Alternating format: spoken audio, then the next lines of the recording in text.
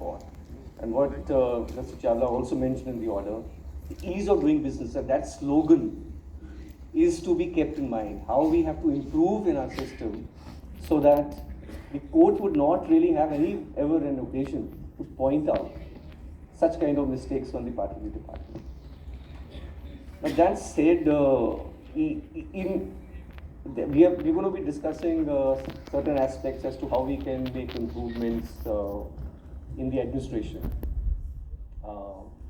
I didn't really have an experience of appearing before the authorities, the registry for those kind of matters. I did litigation in the High Court and then I became a judge. But my interaction with lawyers indicates that much improvement is needed at the at the grassroots level, which is the department. Then it is the quality orders as part of the IPD division, which I handled, is where I noticed that improvements are required, and we will deliberate on those issues. So over to views for third panel. Thank you very much. Now you heard one retired judge and two honorable judges now in the Delhi High Court speak. It's time for another voice to be heard, and so we are going to hear the eminent voice of Mrs. Sabarwal, who will give both the domestic and the international perspective on this issue. Yes, please.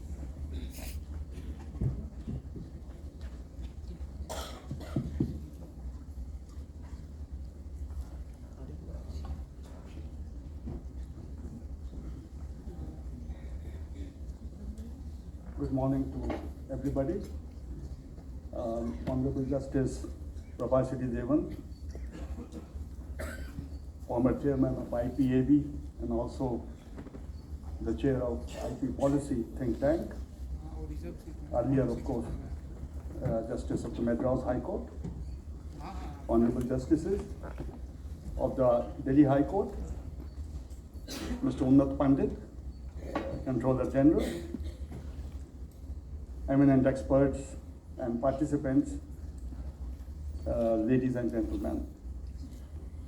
It is an honor and a great pleasure for me to participate in this prestigious national conference on intellectual property, dealing directly with the role of IP administration and the strength that IP system provides for ushering in the knowledge economy. It is a topical and futuristic conference, and I hope that it will become a national event to be done every year. It is, of course, a great privilege to share the panel with prominent dignitaries, and I recall with immense pleasure, Madam, working closely with you over several months as convener member of the IP Policy Think Tank, which was tasked with developing the draft of the first National IP Policy 2016. Continuing still for a moment on a personal note, may I say that it really gladdens my heart to see so many friends and colleagues in this exclusive gathering of IP professionals and practitioners, including several Controller Generals, Mr. Chaitanya, Mr. Kurian, of course, the present Controller General is there, who was also my colleague in the IP Policy Think Tank, Professor Ganguly,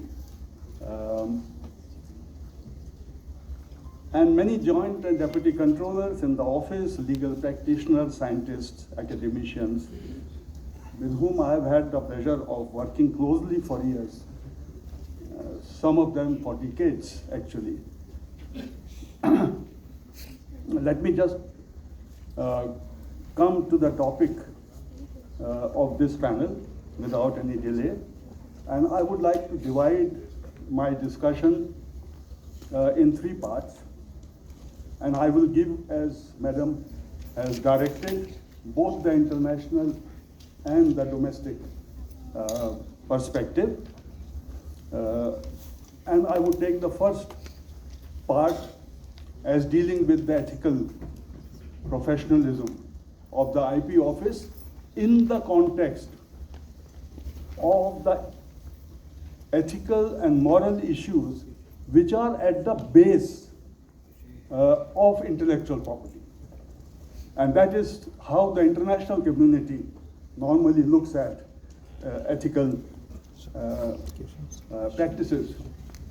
And so it is important to draw a distinction between moral and ethical practices which are fundamental to intellectual property system and the professional ethical practices of IP administration. These are two separate but intersecting and interfacing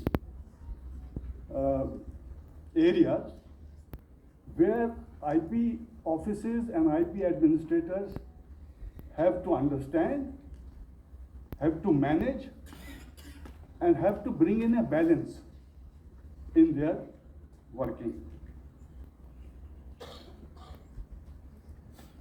If you recall, there are so many fundamental issues which are talked about, and they are still a topic of hot debate internationally and domestically. The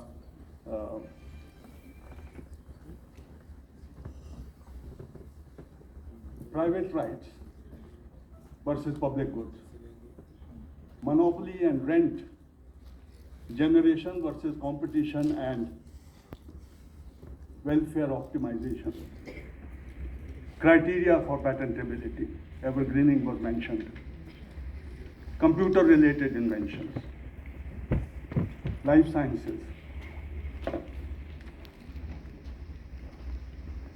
and going ahead in the discussion on global issues internationally, climate change, food security, traditional knowledge, protection of genetic resources, folklore, fair use in copyright, branding and trademarks, data protection, confidentiality, privacy. These are all issues which are being discussed internationally and domestically. Each one of them has an ethical and moral dimension, and each one of them is related to intellectual property. I have not yet mentioned the most important area in this context, which is public health.